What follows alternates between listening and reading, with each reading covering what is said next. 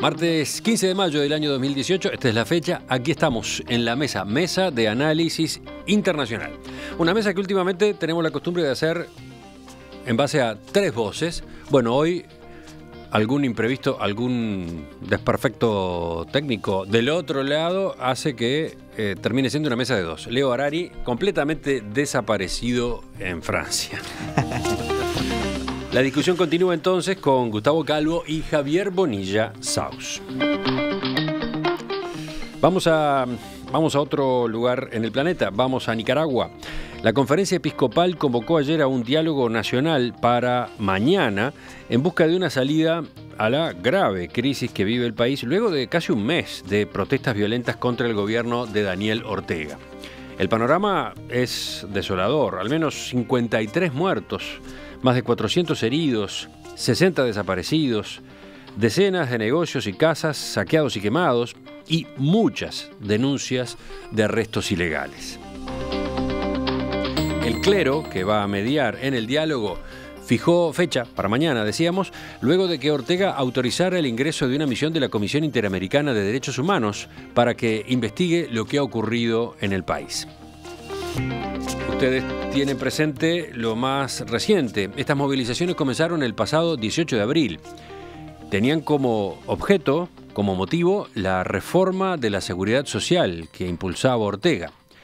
El presidente dio marcha atrás en esa iniciativa a raíz del malestar que se había generado y fue entonces cuando el reclamo social pasó a otro nivel. Los manifestantes pasaron a exigir ahora su renuncia después de 11 años en el gobierno en medio de acusaciones de abuso de poder y de corrupción. ¡Pueblo, únete! ¡Pueblo, únete! ¡Pueblo, únete! ¡A tu pueblo, presidente Ortega!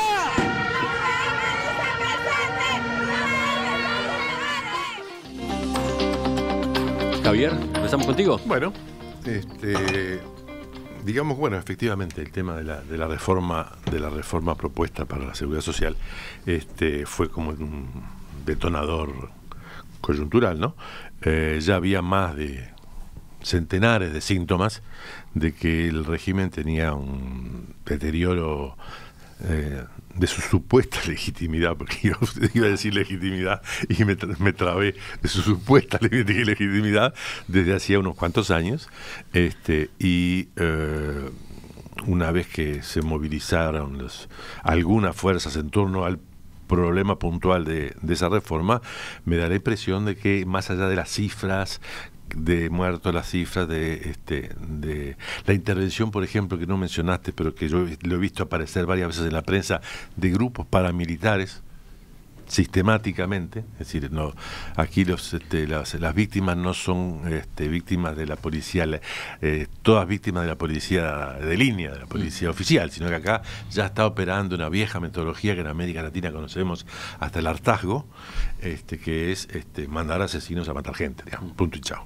Entonces me parece que el régimen está en una crisis que debería ser final, nunca debemos decir que es seguramente final, y han aparecido se han abierto algunas ventanas que permiten por lo menos ver el horizonte un poquito más lejos que el día de mañana y la crisis de mañana o las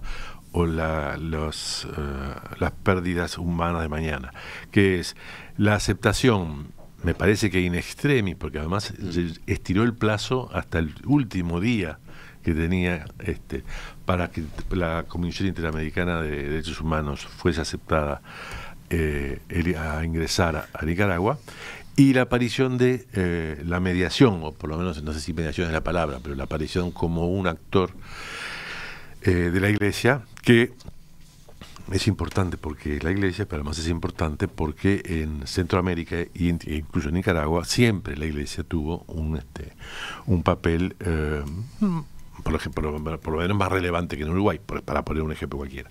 No es menor cuando la Iglesia se mueve en países como Guatemala o como Salvador o como Nicaragua. Bueno, recordemos que en el Frente Sandinista de Liberación Nacional, en el original, había sacerdotes, ¿no? Exacto, sí. Cardenal. Claro. Sí, algunas gotitas de historia.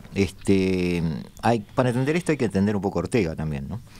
El Frente Sandinista de Liberación Nacional es una guerrilla que luchó contra el gobierno y contra Estados Unidos, porque no hay que olvidar que Estados Unidos libró una guerra clandestina contra el Frente Sandinista de Liberación Nacional. Armó los que llamaron contras en su momento. Estás hablando de dos etapas, ¿no? Estoy hablando de la primera etapa, de ahí surge Ortega. No, pero digo, el Frente Sandinista logra derrocar a la dinastía de los Somoza.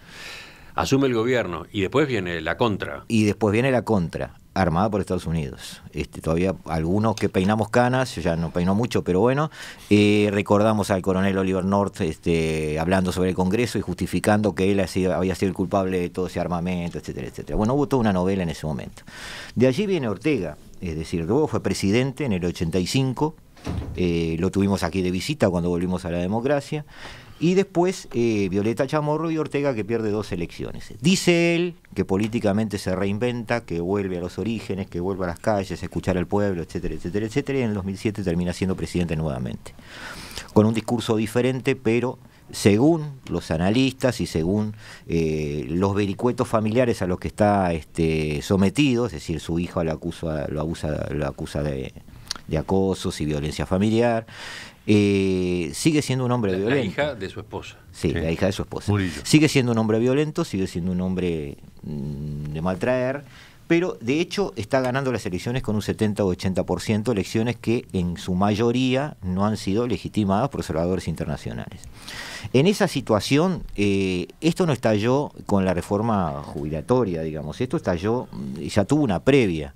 Es decir, hubo un incendio de unas 6.000 hectáreas de una reserva natural en Nicaragua donde se prohibió la entrada de bomberos de Costa Rica, que estaba cercana a la reserva, y se podía haber acallado el incendio mucho más temprano, y eso permitió que los estudiantes salieran a la calle. Esa primera manifestación ya fue reprimida con juventudes sandinistas, con paramilitares y con elementos de seguridad.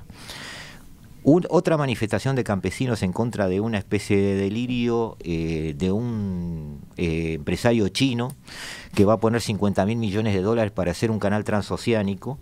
La competencia del Canal de Panamá. Exactamente. También hubo una manifestación de campesinos opuestos a ese canal que también fue reprimida de esa manera. Es decir, de alguna manera, como dice Javier, esto también es un proceso, no está ya solo el 16 de abril, digo, de alguna manera ya la gente estaba de mal humor, digamos, con esto.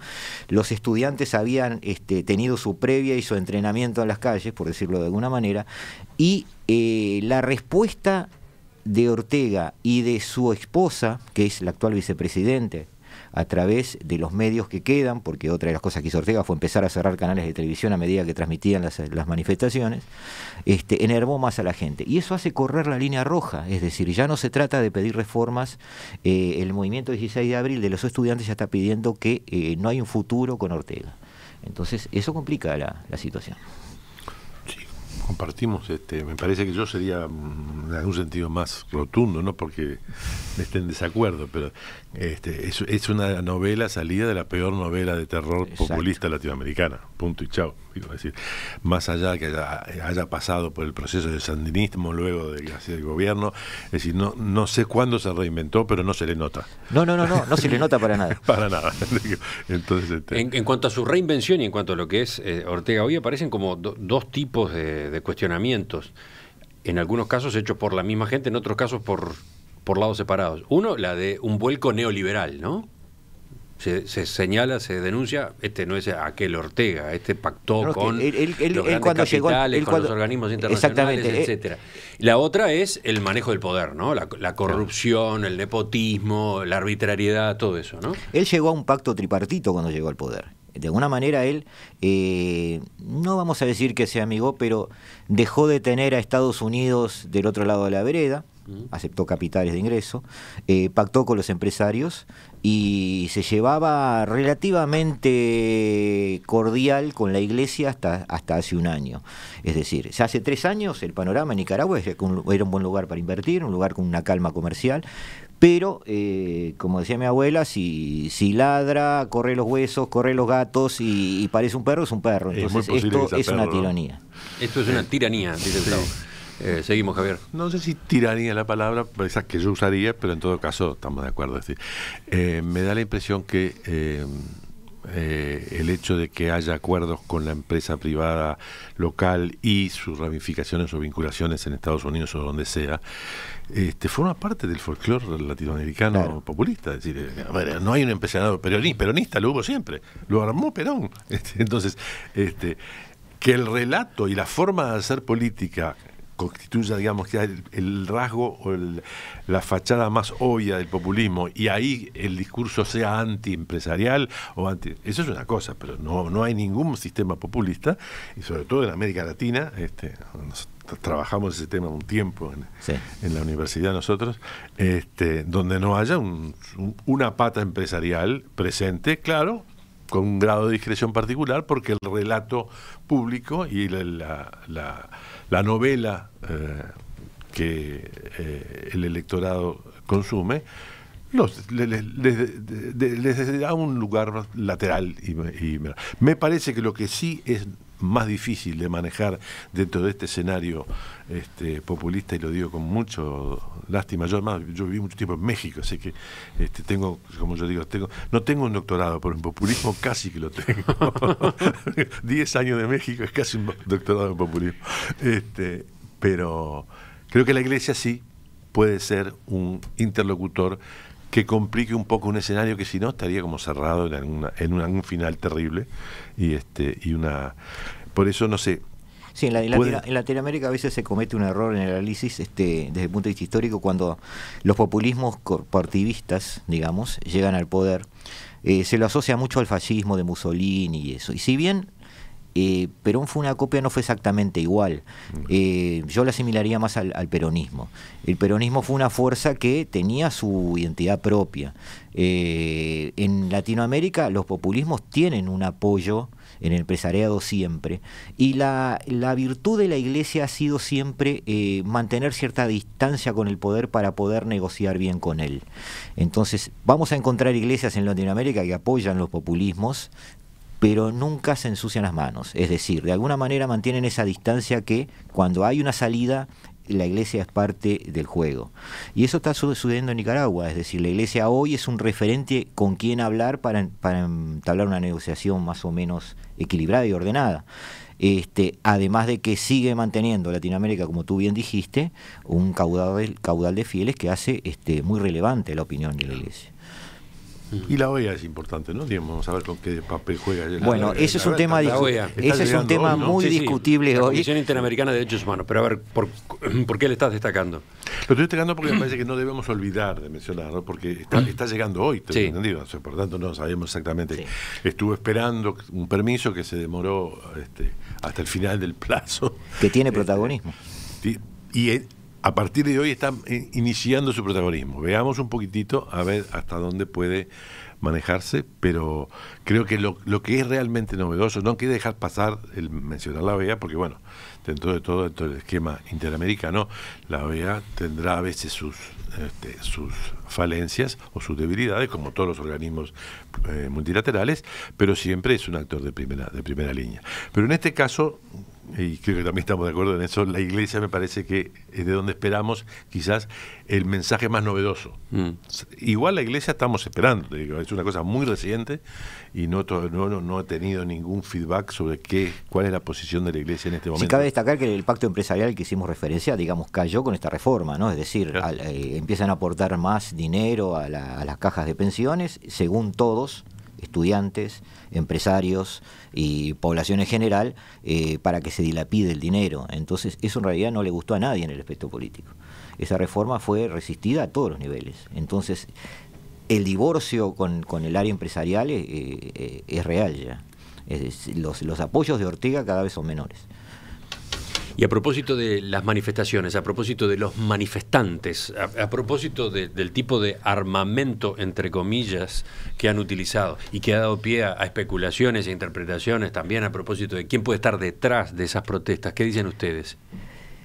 Bueno, a mí lo que primero me pareció significativo, y desgraciadamente es un tema que se reitera, es la presencia constante de hombres armados que en realidad funcionan como civiles, cuando en realidad eso forma parte de las fuerzas del orden, además de las fuerzas del orden.